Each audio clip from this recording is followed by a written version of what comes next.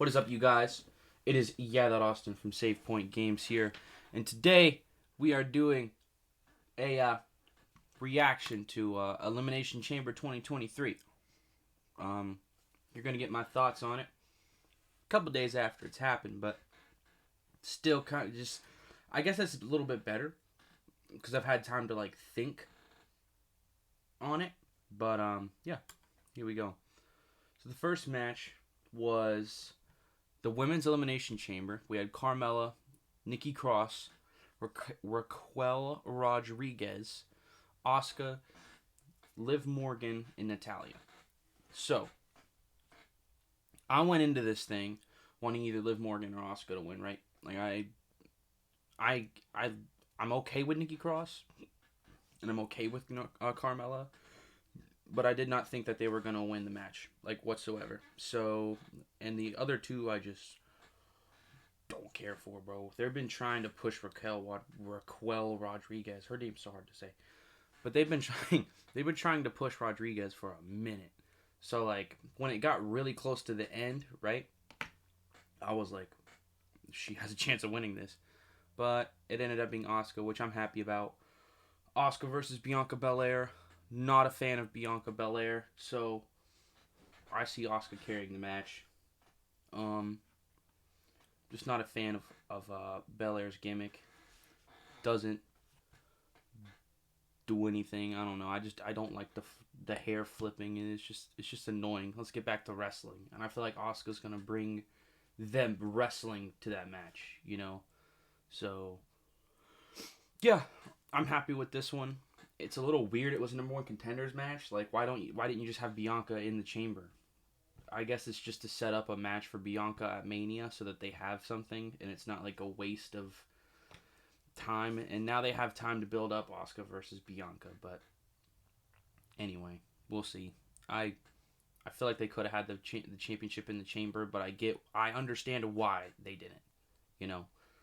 Number one contender chamber match is just annoying, though. But anyway, we have Bobby Lashley versus Brock Lesnar. Oh my gosh, this match was garbage.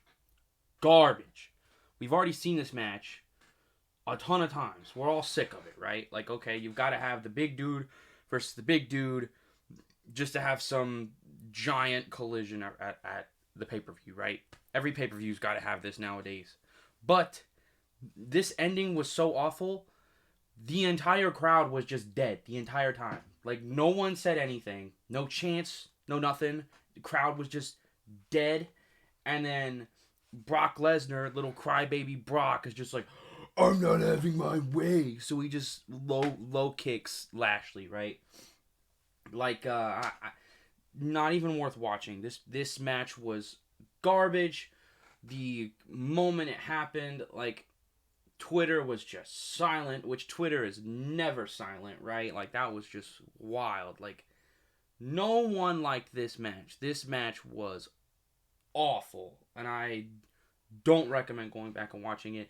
Hopefully this is the last time we see Leslie versus Lasher, or Lashley versus Lesnar. But I hope we just never have to see this match again. I don't know. I hope that's it. I hope they don't bring this back at Mania, which is probably what will happen. Bobby Lashley's probably going to be I want my rematch. That wasn't fair. And then they're going to have, a no DQ match at Mania or something.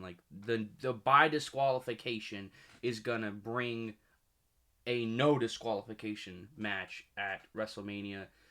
Same promos we've been having the last 2 weeks. It's probably going to be Lesnar just going, sign the contract, sign the contract. And that's going to be it for practically ever, right? Anyway, back to this. Next match, this was an underdog match for me, right? This match, I went into this match okay, I don't care to see another Judgment Day versus Edge match, right? This rivalry should be over. I'm done with it, whatever. But it had some good spots in it. The match was a good pace. I feel like Beth was a little slow, but I'm giving her credit because she hadn't been in a ring for a year or whatever, right? She had some ring rust, and it was showing. But the match was good, all things considered. There was a part where like the ref like was having to hold back. The ref was like counting to 3 and he had to like pull his hand back, and then Beth came and attacked whoever, Finn Balor, which was trying to pin Edge. Like I feel like the pacing was a little weird because there was some miscommunications or mistiming somewhere. Beth definitely needed some work, but it was good. It was good. Like, but I feel like Beth could have had enough time to prepare for the match, right? But she's a legend. They're a little bit older. They're not in their prime. She hadn't wrestled in like a year. I'm giving her the benefit of the doubt. This match really, really surpassed my expectations. I thought this match was gonna be a filler match, dog crap, over with, and just move on to the next match. But it was definitely a lot better than I expected in the end, right? Okay. And this is going back to this is gonna set up a match between Edge and Balor at Mania, right? Either no DQ or steel cage, something like that. But it's definitely it's gonna be Edge versus Balor. I don't care to see it again, but if it was as banger of a match as this was, then whatever, right? They got to fill up 2 whole pay-per-views in one weekend, so we'll see. Men's Elimination Chamber match, winner Austin Theory. I did not want Austin Theory to win whatsoever. I did not want him to retain.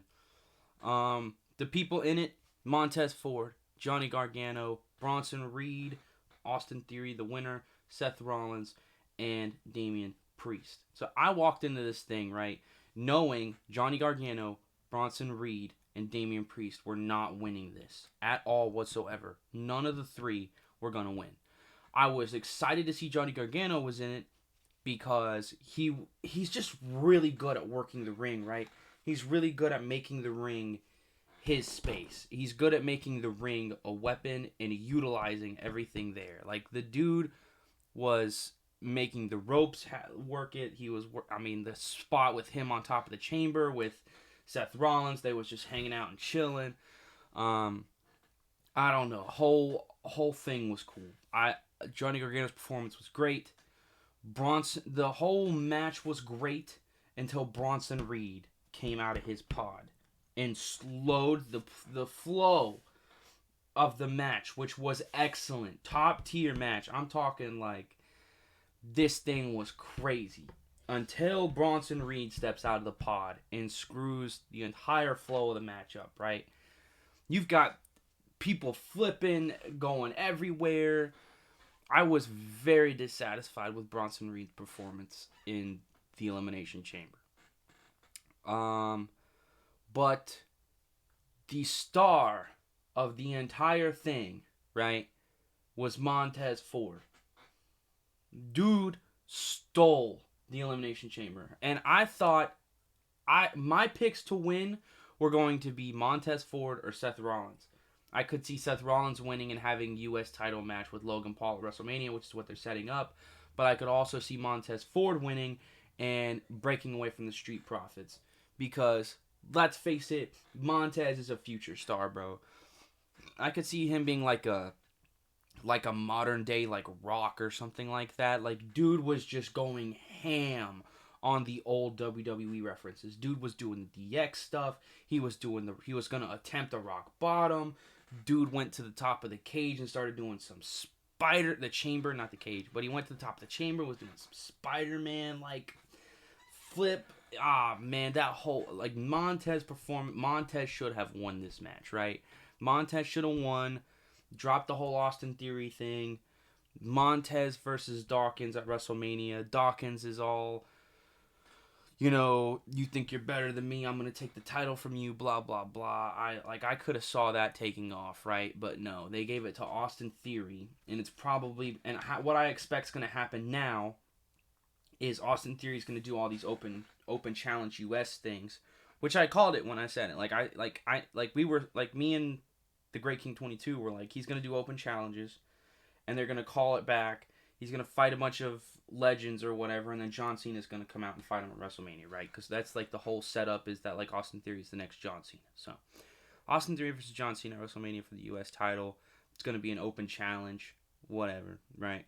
Anyway, I would have much rather seen Montez Ford go out there and just steal the entire thing, just steal the entire show.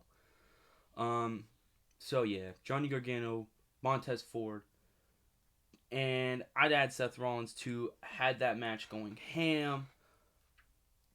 5-star match if Bronson Reed wasn't in it, right? Damian Priest, I can't stand Damian Priest as a performer, but he's gotten a lot better, and the Chamber proved that to me, right? Like when I went to Raw January 1st or 3rd, something like that. I think it was the 3rd, January 3rd of 2022, and he had a match with Dolph Ziggler or something like that.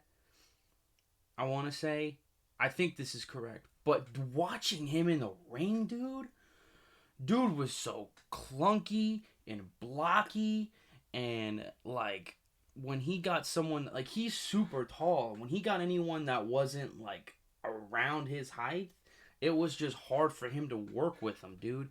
And I was not a fan, but his performance in Elimination Chamber definitely proved that he stepped up his game. Austin Theory, for as big of a chamber match as it was, so many crazy spots going on, dude laid on the ground half the time and won.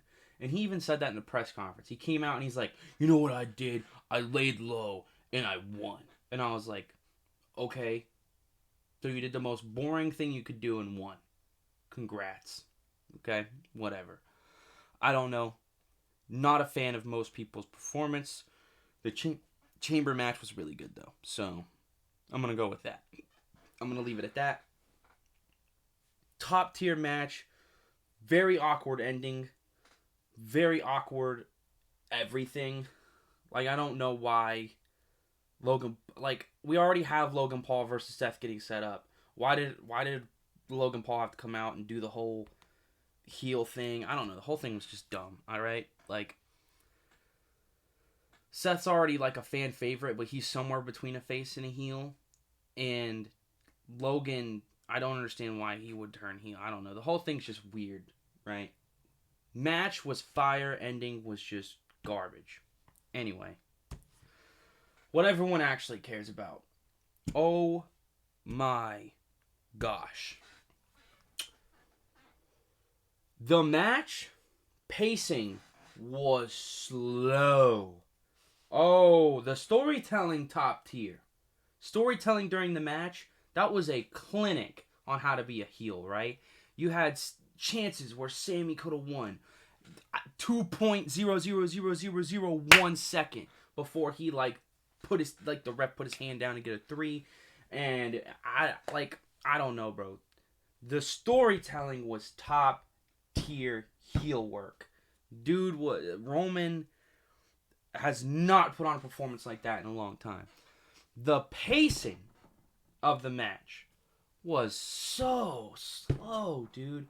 They could have picked up somewhere. Like, I know what they were trying to do. They were trying to do like CM Punk versus John Cena in Chicago at Money in the Bank when CM Punk left with the belt, right? But like this right here, oh my gosh, dude. It was built up to be that. And then it was like 5 minutes of them just staring at each other. And I was like, okay, we get it. Wrestle. They start wrestling, and the pace of the match doesn't even pick up till like the very end of the match. But like I said, the storytelling, him walking up to the wife, I was trying to provide for you. You could have been a part of my family, and now I'm having to destroy yours. Roman's in-ring trash talk when he's not on the mic is insane, dude. Like, the dude is built different, right? Like, I don't care if you like him, love him, hate him. Dude's trash talking is great. But, I was not happy with the ending, right? Like, to a point. Like I said, it's been a couple of days, so I'm pretty sure Jimmy came out, did something while the ref was knocked out. Jimmy comes out, super kicks Sammy a bunch of times. Another ref comes down to the ring, right? And then Roman tries pinning Sammy. Sammy kicks out or whatever, I think. Some stuff goes down. And then I'm trying to remember the exact way it happened. I'm pretty sure this is how it went. But another, they kept having refs come out, and people kept coming out, and then Roman was gonna hit him with a chair. Jay comes out, which this was interesting, right? This I was like, okay, it's starting to pick up a little bit. Jay comes out to the ring, stands in front of Sammy, and then Sammy tries getting up and to spear Roman or whatever, but he ends up spearing Jay.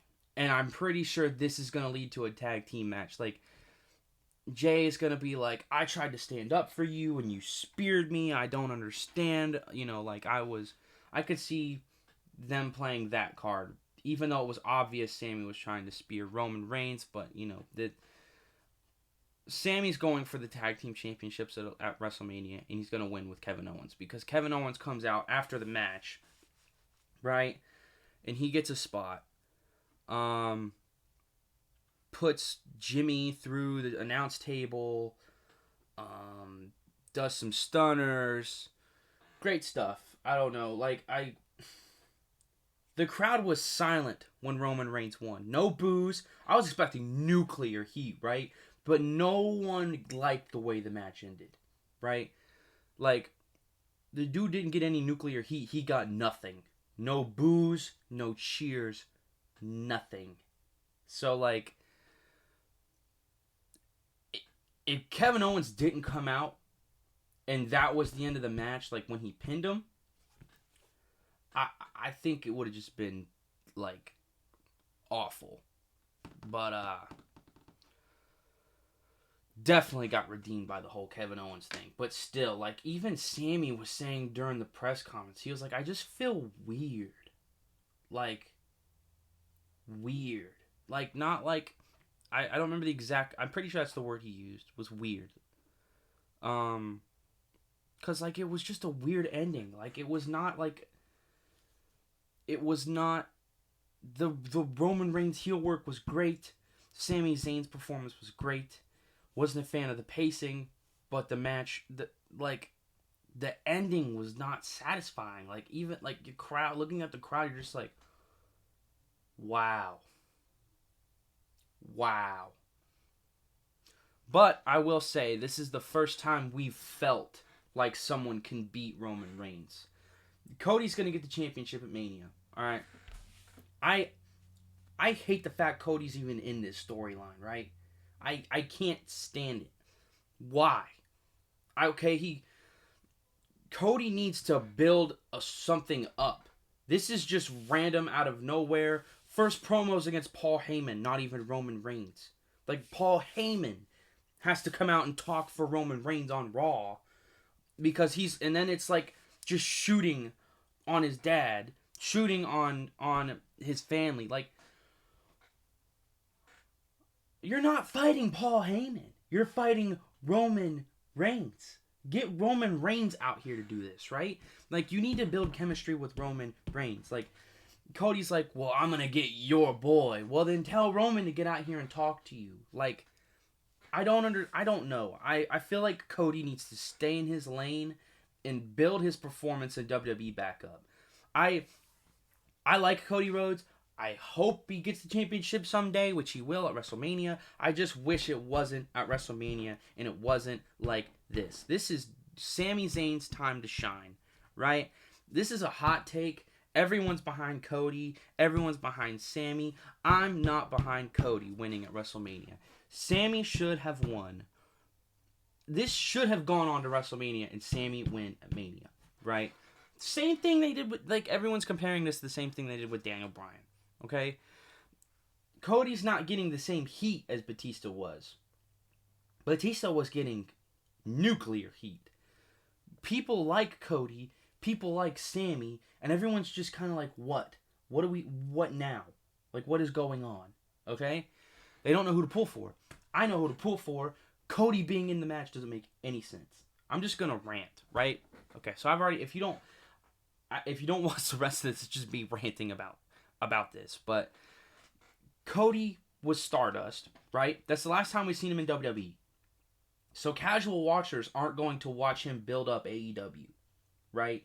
What they see is Stardust leave, and then a couple years later, he wipes off the face paint and gets a championship match out of nowhere just because his dad's Dusty Rhodes, right? Like, that makes no sense to someone who's just a casual watcher, turns on the TV and they're just like, huh? You know? Like, great. He left WWE, built a name as Cody Rhodes that wasn't the whole dashing with the mask or whatever.